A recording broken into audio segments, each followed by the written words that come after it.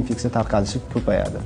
Shuning uchun ham onalarga tavsiya bergan bo'lardim. Birinchi navbatda, demak, kasallikka olib keluvchi sabab bo'lishi mumkin bo'lgan mana shunday infeksiya manbalarini demak, birinchi o'rinda davolab olishlari, ular bemorni stomatologga ko'rsatish, lor mutaxassisga ko'rsatish tavsiya qilinadi. Shohruh, mana ko'plab onalarimiz farzandlarini shirinliklarni yoki o'sha allergik mahsulotlarni, misol uchun yong'oq mahsulotlarini yoki dukkakliklarni ko'proq tanovul qilgandan so'ng o'sha tomog'i og'rib, yo'talayotganidan nolishadi va aynan mana shunday jarayonda ular farzandlariga o'sha yo'talmaslik uchun qanday yo'l tutishlari kerak? Nima uchun mana shu shirinliklar bolani ko'proq yo'taltiradi?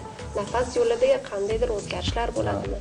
Avvalo, oziqlanish haqida gap to'xtaladigan bo'lsak, bolani ovqatlantirish bu eng muhim protsedura hisoblanadi. Bolani yoshiga xos ovqatlantirish Jahon Sog'liqni saqlash tashkiloti tomonidan taklif qilingan parhez taomlari bor, lekin shunga qaramasdan bizda bolani demak xursand qilish maqsadida demak shirinliklarni beramiz. Bu o'z navbatida bolani demak allergik belgilarni namoyon qilishi mumkin.